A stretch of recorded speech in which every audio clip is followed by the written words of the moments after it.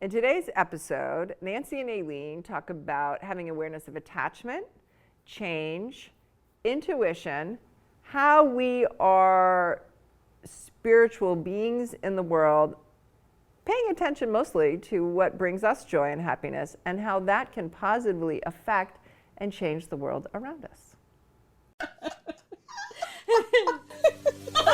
Welcome to Expansive Minds Podcast, Gateway to Freedom, a podcast where two friends, Aileen and Nancy, explore and expand beyond what they think they know in order to live a life of freedom. Thank you for joining us, and away we go.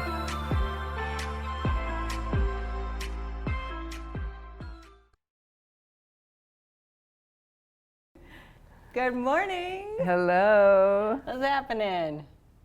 Oh. I have that song in my head still. Oh, okay. So we're doing a podcast. So Yeah, you can't listen to music in your head now. I know, it's We're going to be talking. hard. Go We're ahet. talking. So we'll set the intention and It'll be then great. wow, we're really efficient today. Okay, she's going to be dancing today. Well, because it's music that tied into you, so. Okay, we can talk about the song after if you want. yes. Okay. All right. Setting the attention. All right.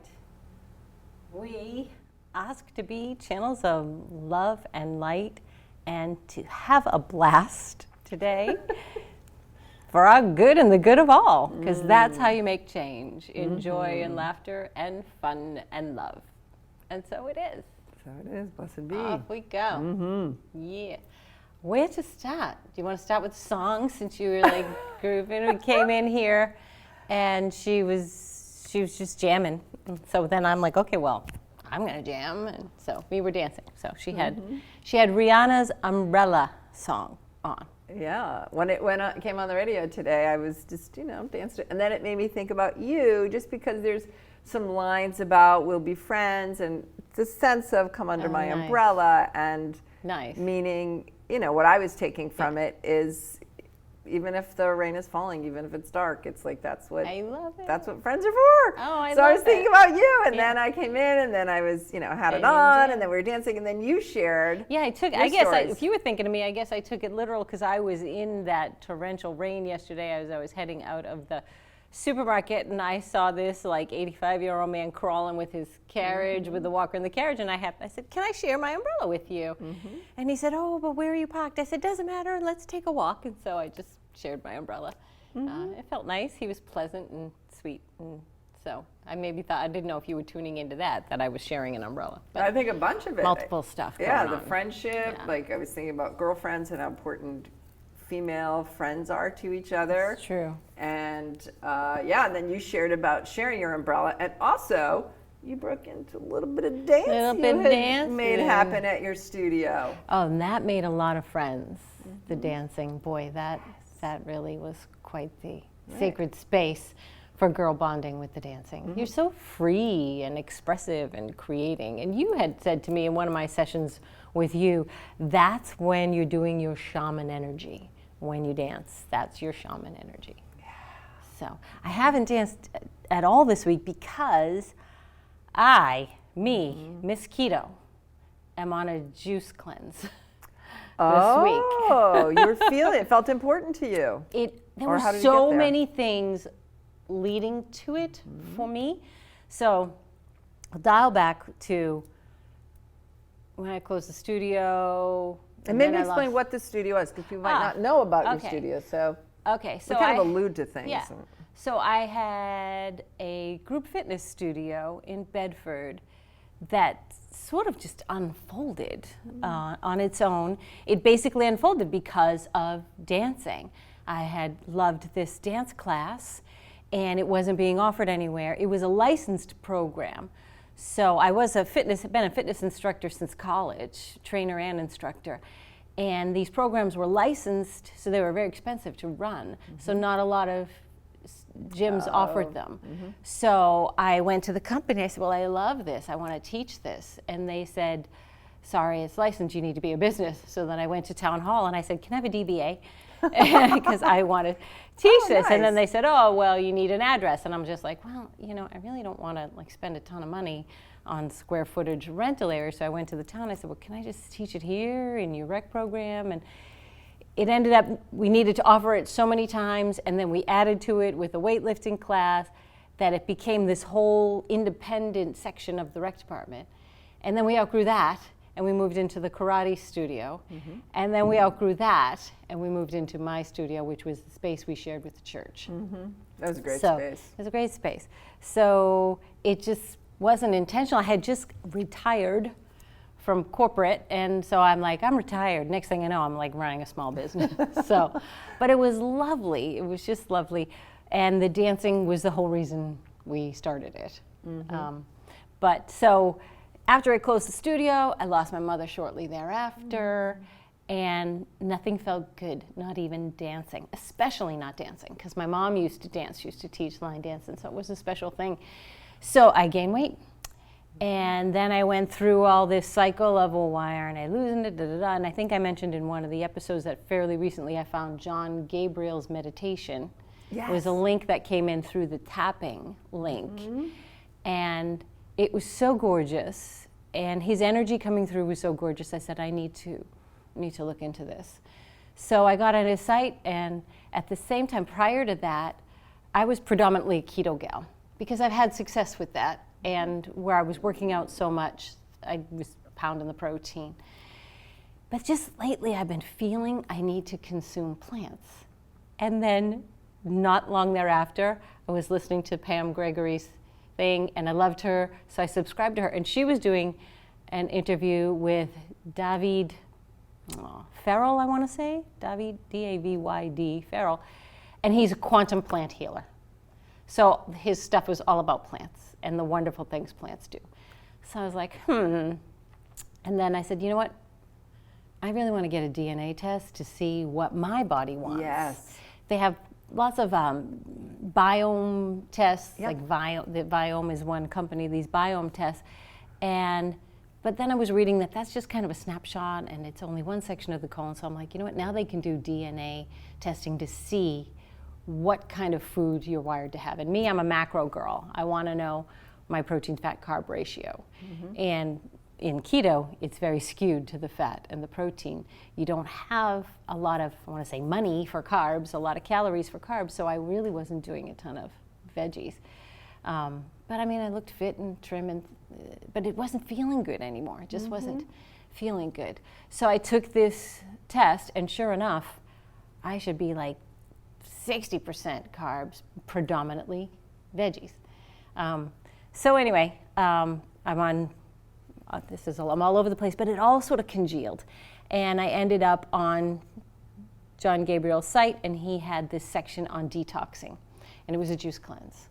So Jimmy and I had been talking about, after summer, we need to cleanse because we ate everything, barbecues, sangria was our thing. And so Jimmy and I started it on Monday. Just this So I'm week. day 5. Okay. I'm day 5 into it. And I feel good.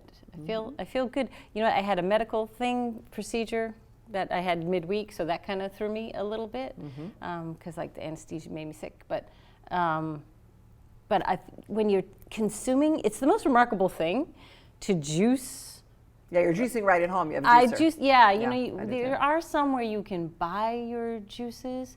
And I went and looked at, so my friend bought a kit like Ravolution, I think she had. Right. Yeah, Nicole did Ravolution, and so they gave her this case of juice. It was $200, and she drank juices, but she didn't like their juices. She said they were sweet, and she wasn't crazy about them. And I liked this guy that you could make your own. And I went into Whole Foods, right? And I'm at Whole Foods looking at the juice.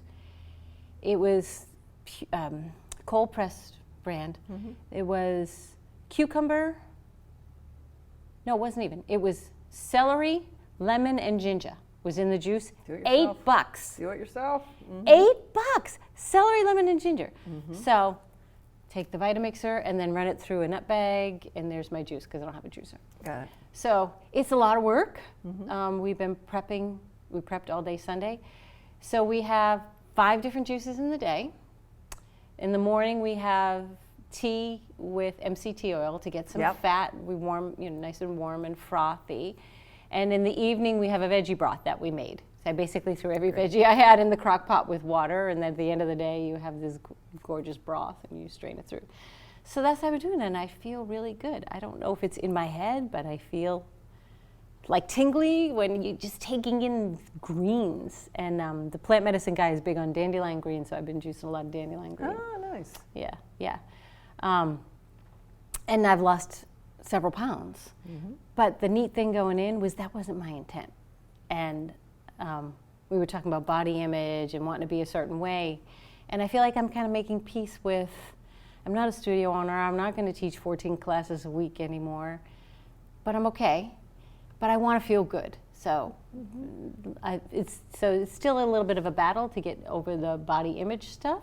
And then I got my hair colored yesterday, and it's so much darker than I thought it would be. So, I mean, I'm not quite over the body image stuff, so I tied it up in a bun because I'm like, I don't know if I like it. Because it seems so dark. It's such a big change for me. It's like dark. And Gabby's going, I change my hair color all the time, don't you, Gabby? Gabby's always changing it up. Yeah. So, yeah, so I guess I'm still not, when you brought up image stuff, I guess I'm getting better with it, but I'm still not over it where the hair color that I didn't like bothered me. Right, right. So, Yeah. what are you thinking? I'm thinking so much. Yeah. One of the things I thought of when you said, talked about when you and I were talking about you saying about dance and me saying that was your shaman work, that was your ministry, your shaman work, that was your thing.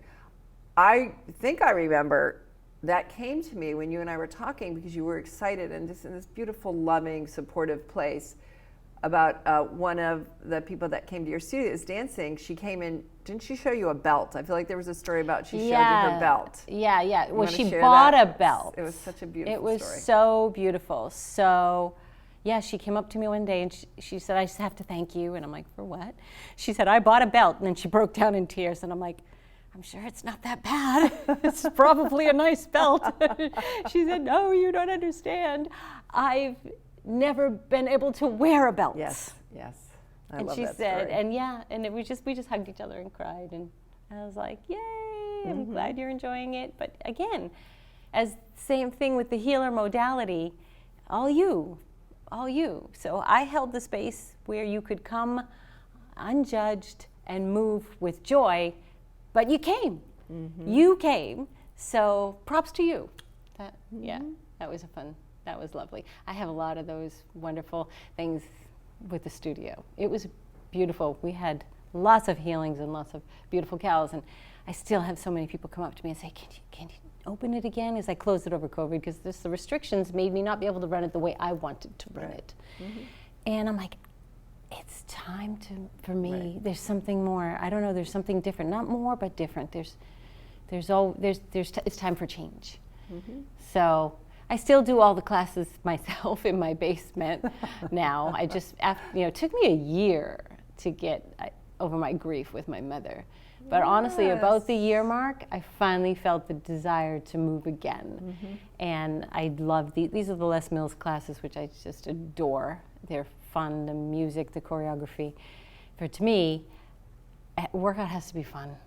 I can't just go to a gym and sit at machines. First, I don't fit in the machines. But if I'm with a group of people, of course I'm not now, but I can with the Zoom capabilities somewhat. And it's great music and inspiring instructors and choreography that's fantastic, then I'm in. So I am doing the classes by myself in my basement, but I don't think I don't think I'm in that place where I was before. It's different. It's time for different things. So there's this piece around this time for different things. So there's the shaman beautiful piece where, again, that story, when you shared that story with me about her saying like, I can buy a belt now.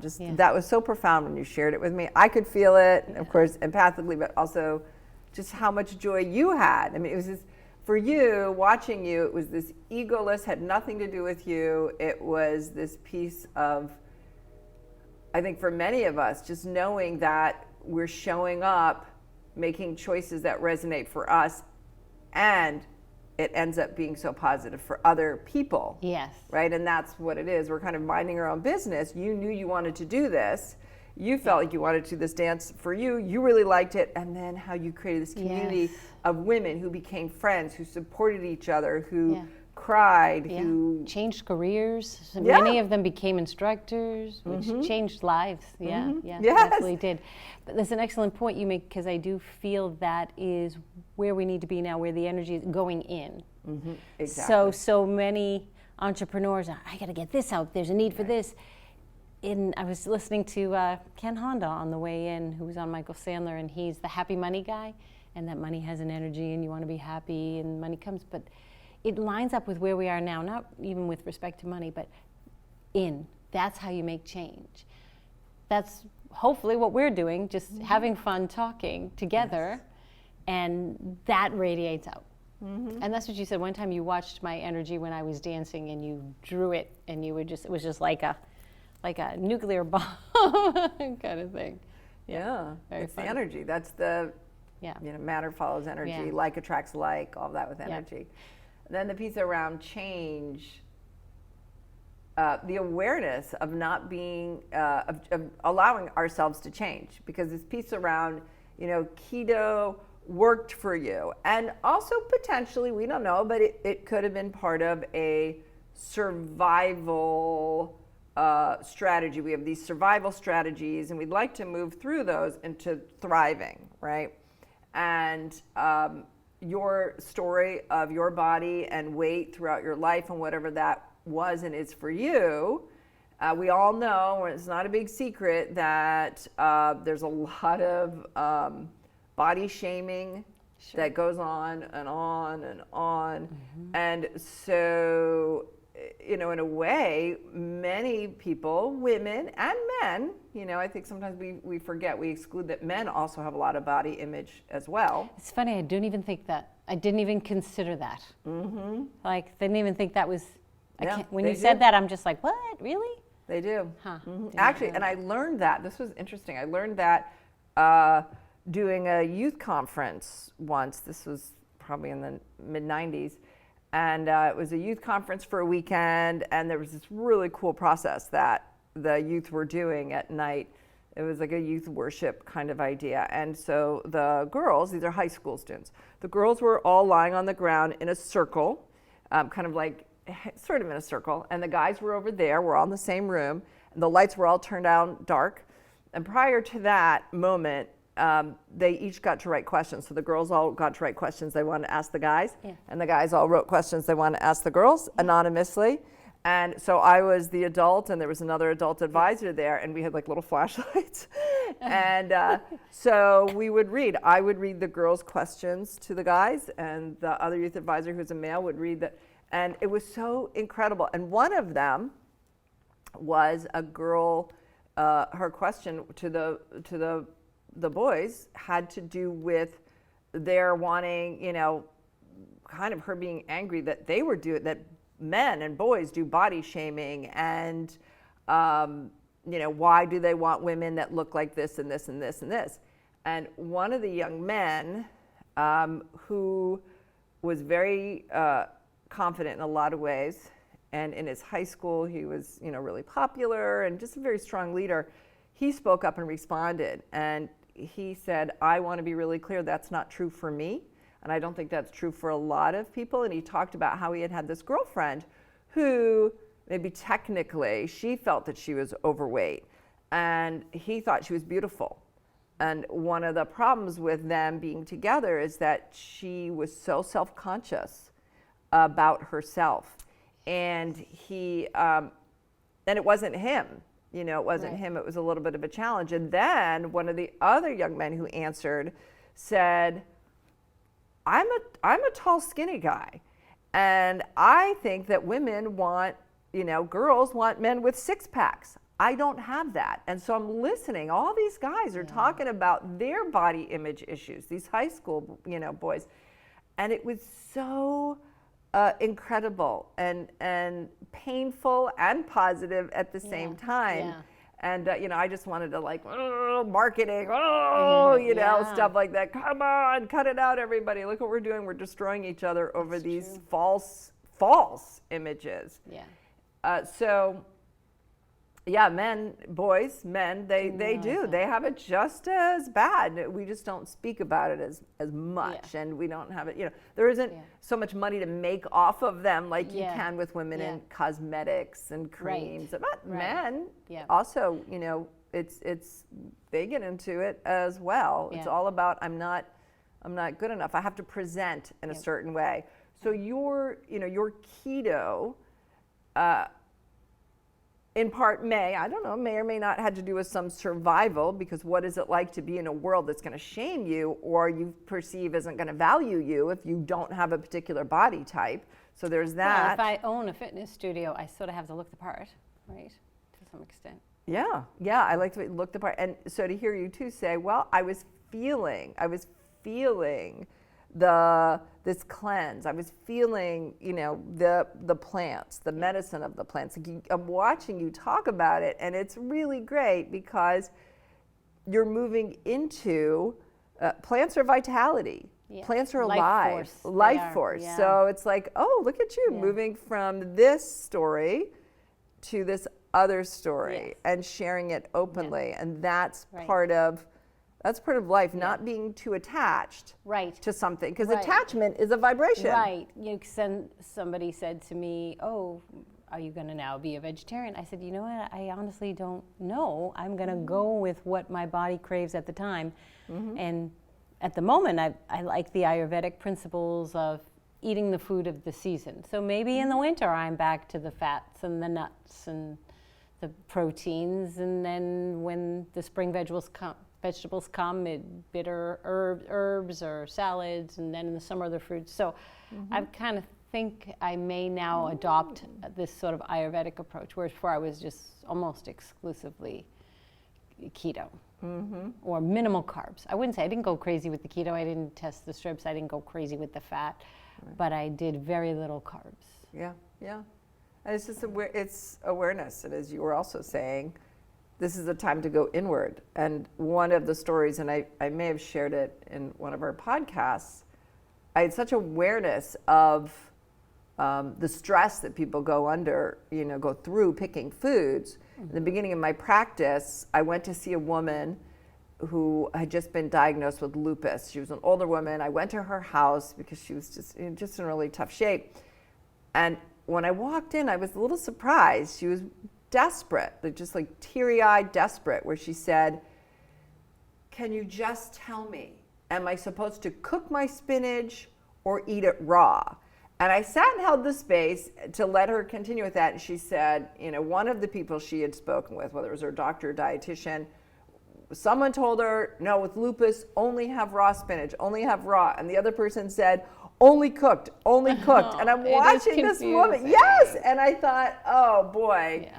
Part of my practice, part of what I do really needs to be to support people to know who they are. Yeah. Because we're so externally, disempowered out of fear that we won't survive, right? Because we're all about like, this person is going to pay my bills, or whatever. And we could talk another time about reward and punishment and conditioning, because I think that's an important topic. We've turned off our intuition a lot too, absolutely, based on these external experts, which according to Abraham Hicks, it's the power of the influencer. So whichever expert you're feeling, then it's going to work for you, and it may last or it may not last, but more like you said, going in and internal. And now more than ever, I think it's very important. There's lots going on out there, and the astrologists say October and November will be unlike any we've ever seen, not only in this lifetime, but any lifetimes. So what do? And their answer is go in. Pam Gregory had a beautiful expression. She's fall into your heart. So when it's first off, turn off the TV, turn off the media stuff, turn off the news. And then when you're feeling this storm, because there's a storm, you can be the eye of the storm. In your stillness, fall into your heart, and that's sort of your cocoon from all the stuff that's happening in sounds like going to happen. And a reminder, some tools and strategies for those kind of things is, yes, if people have a meditative practice, again, it may or may not work some days. The other thing is to remember if we've had a time where we felt settled. It could just be one day. It could be one moment. It could have been a great birthday party you had when you were 6. It doesn't matter when it was. It was like, I felt very settled. I felt very confident. I felt very much at peace and in myself in that moment. Whatever that moment was, conjure that up because it's a vibration. Yeah. Hold it. Just this week, I did a meditation that was gorgeous. It was a love meditation. And they started by saying, think of the most tender, loving moment in your life. And Gabby, I thought of right when you were born and they handed you to me. And the love, and feel that love. And they said, now feel that love in your core and let it just float out. And let it extend to the people in your family and the people who are around you. Now let it extend to strangers on the street. Now let it extend to the country, the continent, the world. Now let it extend to the solar system and to the galaxy and to the universe and multiple universes. It all started with summoning, exactly as you said, that technique. Summoning a moment where you have felt, you said serene, this was a love meditation. So yes, recall that and then drop that into your heart and sit there. And you'd be amazed at the changes that makes. I think we have to take action and the world is falling apart and I have got to become a prepper and not to diss that. But it's more important to be aligned. And then if you feel like, yeah, I'm going to buy a few dry canned goods or something. Well, okay, well then good. But fall into your heart the minute it seems like you're about to get triggered. And for people there's some people who come from a lot of trauma, so they don't have that. So the other tool, the strategy that people can use, if they didn't have and they can't recall or pull anything that up, I say to people, a television show, a character in a movie, a scene from a book, take that. It doesn't matter if it came from your own personal life. It doesn't have to be yours. It's, when we watch, last night I was watching this show, Resident Alien. Vic keeps telling me I have to watch that. I'm going to watch it. And in that was a scene of 2 women and their friendship. And just watching this beautiful moment when they're friends. And I was like all teary-eyed, like, oh yeah, beautiful friendship. So even if it was somebody who didn't have intimate female friendships like that, watching the show conjures that up.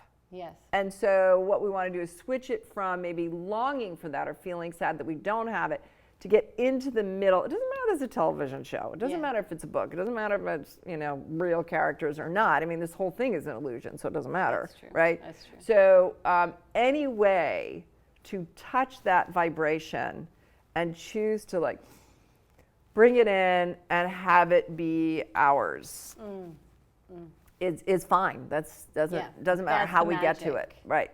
Everyone can hold a vibration because all the vibrations are available. It's just different ways in which we can tap it, grab it. And it's a choice. Actually, Gab and I were speaking this week just about stuff going on. And yes, stuff happens to everybody, but you get to choose how you respond to it. So even if you can't, in action, stop whatever is happening around you, you get to choose your response. And therefore, as within, so without, believe it or not, is actually going to kind of morph the circumstances around you when you choose that calm, centered, wise spirit, and everything else will unfold. We can't always get to it, so we want to be nice to each other, right? Yeah. So it's reaction versus action, and we'd love to have action choice, and then there's the reaction because of our conditioning. There's reaction because, again, our conditioning in which we were raised in a certain way by our parents, by our community, by our churches, by our schools, whatever it might be, by the media we watch.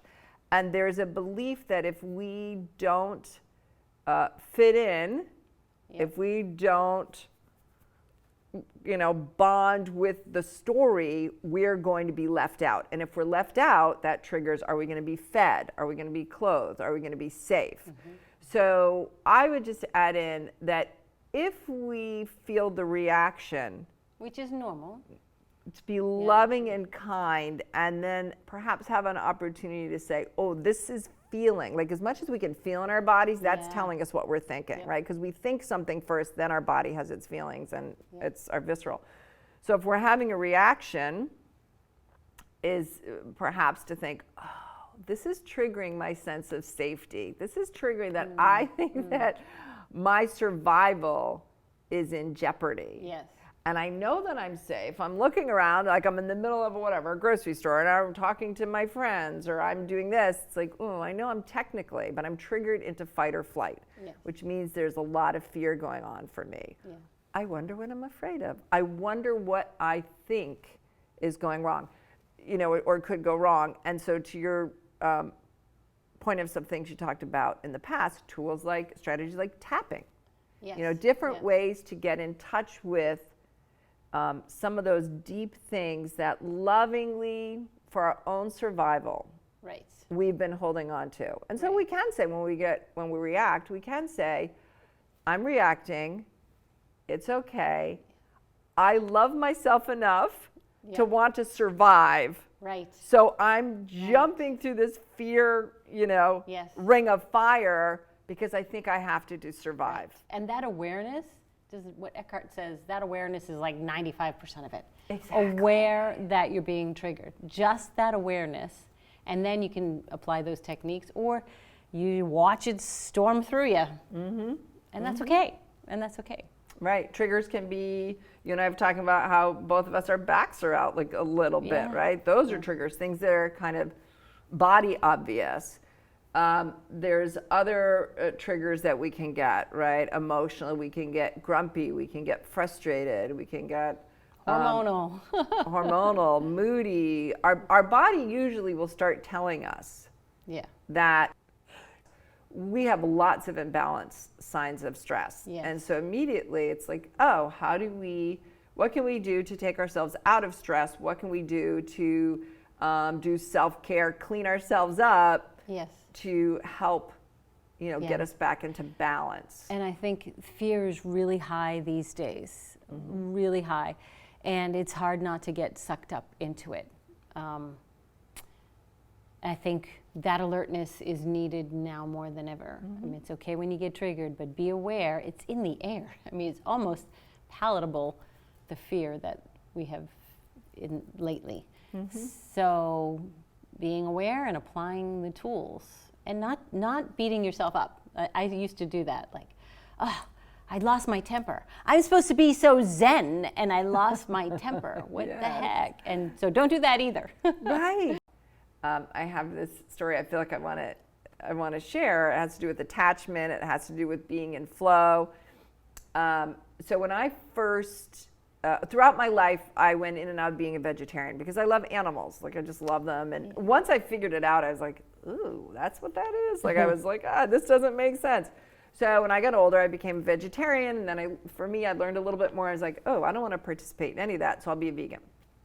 And I was a strict vegan for myself. Everyone else could do whatever they wanted, but I was strict for myself. And a couple of things happened. I was very like, and one time I was at my nephew's birthday party. He was turning 5. And my sister, they're handing out cake and da-da-da. And she said, Aileen, do you want a piece of cake? And I said, no, because I knew there were eggs in it. And I was like, no. And my nephew looked at me so like he couldn't believe it. Yeah. And I went, okay, I'll have a little piece of cake, but no ice cream.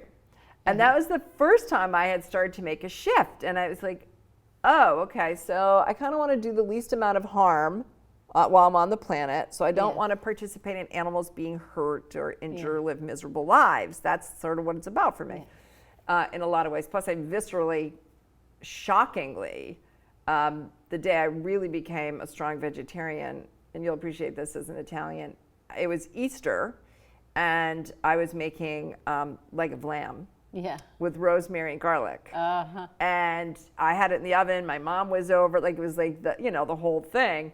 And I went to opened up the oven to like just smell how great it smelled, because it always smelled so good. And I gagged. I was talking about all the changes. I was like this. That was it. I never ate meat, chicken, or fish again. I was like, ugh. And I couldn't eat it. I was done. And it wasn't anything I expected. It was just visceral. It happened to me. I was like, this is not, I can't do this. Yeah. So then I was like, boop. And then with my nephew, I'm like, oh, a little piece of cake. And then the attachment vibe, I totally learned that lesson. I was driving along the highway by myself, and intuition came to me. However we hear it, I get this little chit chat going on, and the chit chat says, I want you to pull into McDonald's. And I'm like, You? I was like, no, not doing it. And then I had to say, Aileen, that this chit chat that you hear usually, like, always is 100% like good. Yeah. It's right on. So you're now going to tell this chit chat, this spiritual wisdom you're hearing, like, not doing it. Again, sometimes I don't even know why I keep hearing stuff, because I'm always like, no. I argue with them all the time. So I'm like, okay, it's true. I would follow this if it was like, oh, go have a watermelon, or like something else, like go bless some children at a park. I'd be like, yeah. But they're like pulling the McDonald's. I'm like, nah, you're, full of whatever. Yeah. So I pull the McDonald's and I go to the drive-thru. And I was like, what is this about? So only one other person, actually 2 people now know this story, but now I'll tell everybody. So I pull up to the order thing, and I hear, order a fish sandwich. And I was a vegan. Like, I was like, no, I go, okay. Yeah. So I go up, and I'm like totally freaked out. And when I was a kid, I used to love the fish sandwiches. I didn't really get the burgers. So the fish sandwich, I get it, and I'm driving away, and I've got this like wrapper, it's all wrapped up, and I'm like, ugh. And they're like, okay, now take a bite. I was like, no. So I unwrap it. I'm like, this is horrible. So, but I feel like I'm supposed to do this, right? Yeah. So I take a bite, and I'm like chewing. And so then after I finished this one bite, it was so beautiful. So the message was like, okay, this was so hard for you because you have such a strong attachment vibration to being a vegan. Being attached is a problem. To anything. That's not to anything. Even the most healthy, yes, seamish things. It's the vibration of attachment. And so when you were talking about your keto to switch it, that's when the story came up. So it's the vibration of attachment. And I had to let go of attachment. And then the other thing they said was, have you ever chewed your food? Have you ever chewed a mouthful so long and so like aware as you just did? I was like, never. And they're like, okay, that's another thing. Maybe you should chew your food and be aware of what you're chewing and be really present when you eat food. Because, usually it's like gulp, gulp, gulp, gulp, gulp, gulp. And so when I was eating this, I was like, ooh, like I did not want to swallow it, but I had this awareness of what was in my mouth. Yeah. And prior to that, I didn't have an awareness of what was in my mouth. So they taught you a couple of cool little lessons. Really good lessons. McDonald's really taught you a couple cool lessons. And I was like, no, like don't. That's the other thing, that sometimes it's not always what we think it is when we're getting an intuitive hit, but to trust. If we've had enough intuitive hits that we know what it feels like in our body to be a true intuitive hit, then we follow it, and it's not going to steer us wrong. I learned a lot from that moment. Yes, and don't get attached to the outcome. All right, so we're going to wrap it up. So do you want to give us some tips and tricks and lessons to get us through the week? I'd love to. Okay. Have an awareness of attachment. See what it feels like in our bodies. And typically it will be our shoulders might be up. We might feel tension. Uh-oh. Yeah, we might feel tension that we want it to be a certain way. And if we can just relax and allow it to flow through. The other thing is to accept change, to be willing to learn more about ourselves and to receive intuition and inspiration from anywhere.